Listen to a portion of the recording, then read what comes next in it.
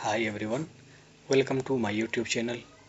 तो आज हम डिस्कस करते हैं 10th की बायोलॉजी चैप्टर 10 गैसियस एक्सचेंज से lecture number 2 gaseous exchange in humans.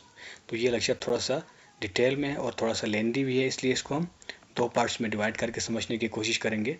तो चलिए शुरू करते हैं लेक्चर 2 का पार्ट 1। तो हमें सबसे पहले ये समझना चाहिए कि जो ऑर्गेनिजम्स होते हैं उनके अंदर गैसियस एक्सचेंज के लिए स्पेसिफिक सिस्टम होता है या ऑर्गन्स होते हैं, ठीक है ना। लेकिन बहुत सारे ऑर्गेनिजम्स, लिविंग थिंग्स ऐसे भी है जिनके अंदर गैसियस एक्सचेंज के लिए कोई प्रॉपर सिस्टम या कोई ऑर्गन सिस्टम नहीं है, ठीक है ना। कुछ यूनिसेलुलर ऑर्गेनिजम्स है और कुछ मल्टी सेलुलर भी ऐसे हैं। तो उनके अंदर कोई सिस्टम नहीं है, बल्कि वो उनका जो हर सेल होता है अपनी रिस्पायरेशन का खुद रिस्पॉन्सिबल होता है। वो डायरेक्ट इन्वायरमेंट से कंटेक्ट करके अपने लिए अपना काम चला लेता है। लेकिन जब हम कम्प्लेक्स ऑर्गेनिजम्स की बात करते हैं, जैसा कि प्लांट्स है, एनिमल्स है, तो इनके अंदर गैसियस एक्सचेंज के लिए एक प्रॉपर सिस्टम होता है, क्योंकि इनके अंदर जो ये मल्टी सेलुलर भी है और कम्प्लेक्स भी है, तो हर सेल अपनी एक्टिविटीज़ अलग से परफॉर्म नहीं कर सकता। जिसे प्लांट्स के अंदर हमने देखा कि उसके अंदर कुछ खास पार्ट्स हैं जो कि गैसियस एक्सचेंज में हिस्सा लेते हैं। बिल्कुल इसी तरह इंसानों के अंदर, ह्यूमन के अंदर गैसियस एक्सचेंज के लिए एक खास सिस्टम बना हुआ है जिसको हम रिस्पायरेटरी सिस्टम कहते हैं। तो इस लेक्चर में हम रिस्पायरेटरी सिस्टम को देखेंगे डिटेल में, इसके पार्ट्स को देखेंगे, हर पार्ट के फंक्शन को देखेंगे, ठीक है ना। तो शुरू करने से पहले हम इसके फंक्शंस को समझते हैं रिस्पायरेटरी सिस्टम के, ठीक है ना, कि ये इंपॉर्टेंट क्यों है और इसके इंपॉर्टेंट फंक्शंस कौन से हैं। तो रिस्पायरेटरी सिस्टम को आमतौर पर देखा जाए तो इसके दो मेन फंक्शंस हैं, ठीक है ना। पहला फंक्शन इसका ये है कि ये सेलुलर रिस्पायरेशन के लिए ऑक्सीजन प्रोवाइड करता है, ठीक है ना, क्योंकि सेलुलर रिस्पायरेशन के लिए हमेशा ऑक्सीजन चाहिए होता है और उसके लिए वो ऑक्सीजन क्या करता है, बाहर से इन्वायरमेंट से ऑक्सीजन लेके आता है सेलुलर रिस्पायरेशन के लिए बॉडी के अंदर, ठीक है ना। और दूसरा फंक्शन इसका ये है कि जब सेलुलर रिस्पायरेशन के बाद जो चीज़ें बनती है, बाय प्रोडक्ट्स, कार्बन डाइऑक्साइड बनता है, वाटर बनता है, ठीक है ना, तो इन चीज़ों को बाहर निकालने का काम भी क्या करता है, रेस्पिरेटरी सिस्टम ही करता है, ठीक है ना। तो ये दो इसके मेन फंक्शंस हो गए। एक फंक्शन ये हुआ कि ये सेलुलर रिस्पायरेशन के लिए ऑक्सीजन को लेके आता है, फिर सेलुलर रिस्पायरेशन में जो बाय प्रोडक्ट्स बनते हैं उनको बॉडी से बाहर लेके जाता है। तो इसके दो मेन फंक्शंस हैं। तो अब देखते हैं सेलुलर रिस्पायरेशन क्या चीज़ है। तो प्लांट्स के कंसेप्ट में भी हमने थोड़ा सा देखा था, तो हम एनिमल्स की कंसेप्ट में देखते हैं, ह्यूमन की कंसेप्ट में कि सेलुलर रिस्पायरेशन क्या है। तो सेलुलर रिस्पायरेशन जो है वो एक ऐसा प्रोसेस है जो कि सेल के अंदर होता है, ठीक है ना। तो सेल के अंदर ऑक्सीजन और ग्लूकोज के दरमियान कुछ केमिकल रिएक्शंस होती है, ठीक है ना। किस चीज़ के दरमियान, ऑक्सीजन और ग्लूकोज के दरमियान कुछ खास किस्म की केमिकल रिएक्शंस होती है, उनको असल में कहते हैं सेलुलर रिस्पायरेशन, ठीक है ना। अब ये होता क्यों है, सेलुलर रिस्पायरेशन असल में इसलिए होता है क्योंकि हमारे जिस्म को एनर्जी चाहिए होती है, ठीक है ना, एनर्जी चाहिए। तो केमिकल रिएक्शन जब होता है, जब सेलुलर रिस्पायरेशन होता है, इनके अंदर जो ग्लूकोज और ऑक्सीजन के दरमियान जब केमिकल रिएक्शंस होते हैं, तो उसके नतीजे में एक तो एनर्जी बनती है।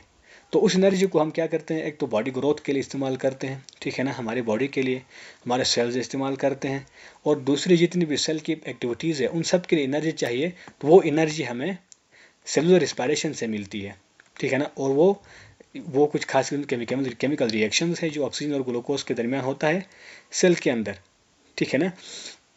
और वो एनर्जी हम इस्तेमाल करते हैं बॉडी ग्रोथ के लिए भी, और बाकी जो मेटाबॉलिक एक्टिविटीज़ है सेल के अंदर जो होती है उन सब के लिए वो एनर्जी इस्तेमाल होती है।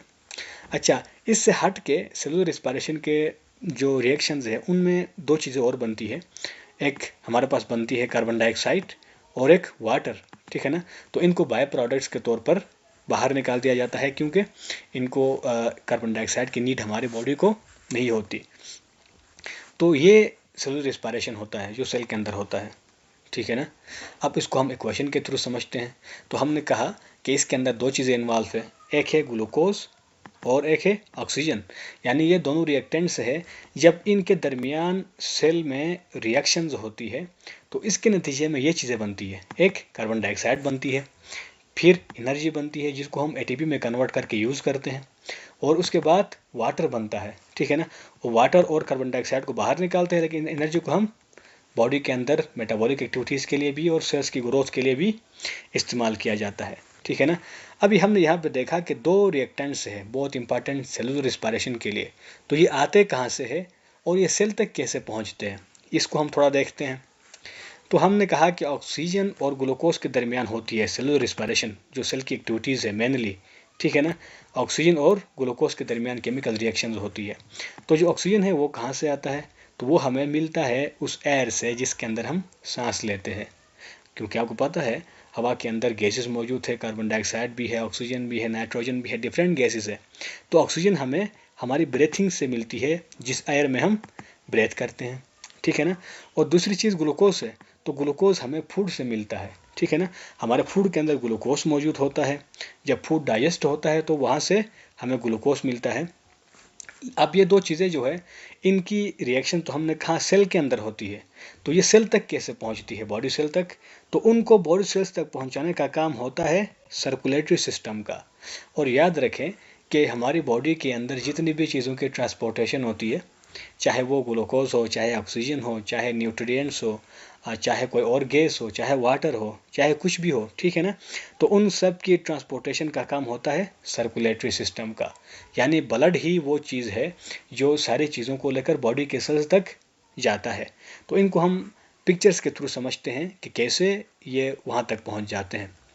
तो सबसे पहले यहाँ पर देखें हमारे पास रिस्पायरेटरी सिस्टम है, ठीक है ना, और रिस्पायरेटरी सिस्टम से हमें ऑक्सीजन मिलता है। आप जानते हैं रिस्पायरेटरी सिस्टम के अंदर हम जब सांस लेते हैं, जब हवा लंग्स में जाती है तो लंग्स में एल्वियोलाइज होती है, और एल्वियोलाइज में जब हवा जाती है तो वहाँ से ब्लड में डिजॉल्व होती है।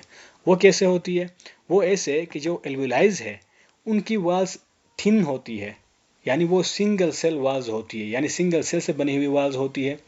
अच्छा, और उन एल्वियोलाइज के साथ साथ यहाँ पे ब्लड कैपिलरीज भी लगी होती है बाहर से, ठीक है ना। तो ब्लड कैपिलरीज की वाल्स भी बहुत थिन होती है। उनको थिन अल्लाह ताला ने इसीलिए बनाया है ताकि वहाँ से उन चीज़ों की आसानी से पैसेज हो, ठीक है ना। तो वो दोनों थिन है, तो जब एयर यहाँ पर पहुँचती है तो यहाँ से ऑक्सीजन की कंसनट्रेशन लंग्स में ज़्यादा होती है, उसके मुकाबले में ब्लड कैपिलरीज में कम होती है, तो वो वहाँ से ज़्यादा कंसनट्रेशन से कम की तरफ मूव करती है, मतलब ब्लड कैपिलरीज की तरफ जाती है, ब्लड कैपिलरीज में जाती है डिफ्यूज़ होकर। ऑक्सीजन यहाँ से क्या आएगी, ब्लड कैपिलरीज में। अच्छा, बिल्कुल इसी तरह हम ग्लूकोज की बात करें तो वो हमें डाइजेस्टिव फूड से मिलता है। जब हम फूड को डाइजेस्ट करते हैं तो हमारा जो डाइजेस्टिव ट्रैक है या एलिमेंट्री कैनाल है, जो स्टमक है, स्मॉल इंटेस्टाइन, लार्ज इंटेस्टाइन वगैरह, जिनमें फूड की डाइजेशन होती है, तो इन सारे ऑर्गन्स के वॉल्स में भी ये ब्लड कैपिलरीज लगी हुई होती है, ठीक है ना। तो वहाँ से भी क्या करती है, ब्लड कैपिलरीज ग्लूकोज को अब्जॉर्ब करती है और ब्लड के अंदर लेके आती है, मतलब सर्कुलेटरी सिस्टम में लेके आती है। फिर सर्कुलेटरी सिस्टम का काम ये है कि ये इन दोनों चीज़ों को लेकर जाता है बॉडी सेल्स तक।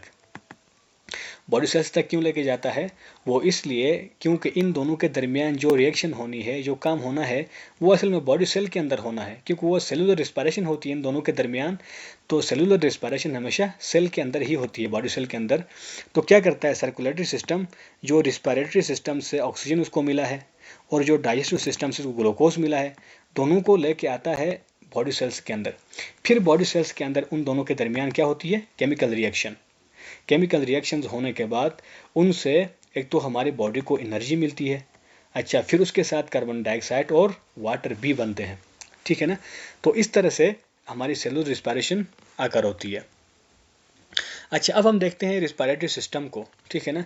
तो रिस्पायरेटरी सिस्टम जो हमारा है, इसमें हम इसके जो मेन पार्ट्स है जो कि गैसियस एक्सचेंज के अंदर हिस्सा लेते हैं, और हर पार्ट का क्या काम है, अच्छा कौन सा पार्ट कौन सा फंक्शन करता है, उसको हम यानी डिटेल में देखेंगे। तो अगर सबसे पहले देखा जाए तो रिस्पायरेटरी सिस्टम को दो हिस्सों में तकसीम किया गया है। एक को एयर पैसेज वे कहते हैं, दूसरे लंग्स कहते हैं, ठीक है ना। तो एयर पैसेज वे यानी हवा की वो पाथवे है, वो पैसेज वे है जिसमें हवा जो है, एयर हमारे बॉडी में इंटर होती है और लंग्स तक पहुंच जाती है, यानी उस वे को हम कहते हैं एयर पैसेज वे, ठीक है ना। अच्छा, उसके बाद लंग्स है, तो लंग्स सेंट्रल पार्ट है रिस्पायरेटरी सिस्टम का, और इनके अंदर जो मेन फंक्शन होता है वो यहाँ होता है, यहाँ पे गैसेस की एक्सचेंज होती है, ठीक है ना। तो यहाँ पर आप एक फ्लो चार्ट देख सकते हैं। तो ये चार्ट के बारे में पेपर में पूछते भी है कि पैसेज वे जो है वो किस तरह, वो कैसी है, तो आपको ये चीज़ याद होनी चाहिए। इन सब के नाम आपको तरतीब से आने चाहिए, ताकि पेपर में आपको फ्लो चार्ट के फॉर्म में इसको रिप्रेजेंट करना होता है। तो इसमें देखें, जो एयर पैसेज वे होता है ना, वो होता है यहाँ से लेकर ब्रोंकाई तक, ठीक है ना। यानी इसको हम एयर पैसेज वे कहते हैं। क्या कहते हैं इसको? इसको हम कहते हैं एयर पैसेज वे। तो एयर पैसेज वे के अंदर ये पार्ट्स हैं। फर्स्ट नोज होता है, ठीक है। नोज के बाद नेजल कैविटी, नेजल कैविटी के बाद फेरिंग्स, फेरिंग्स के बाद हमारे पास लैरिंग्स आता है, फिर नेक्स्ट ट्रैकिया आता है, फिर नेक्स्ट ब्रोंकाई, ठीक है ना। अच्छा, ये हो गया हमारे पास एयर पैसेज वे। अच्छा, इसके बाद हमने कहा कि हम इसको एक और पार्ट भी है, वो है लंग्स। तो लंग्स के अंदर हमारे पास एल्वियोलाइज ही आती है बस। तो लंग्स और एल्वियोलाइज या लंग्स के पोर्शन में आएंगी। तो एल्वियोलाइज असल में फंक्शनल यूनिट है लंग्स का, क्योंकि असल फंक्शन क्या होता है, यहाँ पर हो रहा होता है। तो इन पार्ट्स को हम वन बाय वन डिटेल में डिस्कस करेंगे, वो हम नेक्स्ट लेक्चर में देखेंगे। तो उम्मीद है यहाँ तक आपको समझ आया होगा। अगर किसी चीज़ में कोई डाउट हो तो आप या कोई क्वेश्चन हो तो कमेंट सेक्शन में पूछ सकते हैं। अगर लेक्चर अच्छा लगा हो तो वीडियो को लाइक करें, शेयर करें और चैनल को सब्सक्राइब ज़रूर करें। मिलते हैं नेक्स्ट वीडियो में नेक्स्ट लेक्चर के साथ। तब तक के लिए अपना बहुत सारा ख्याल रखिएगा। अल्लाह हाफिज़।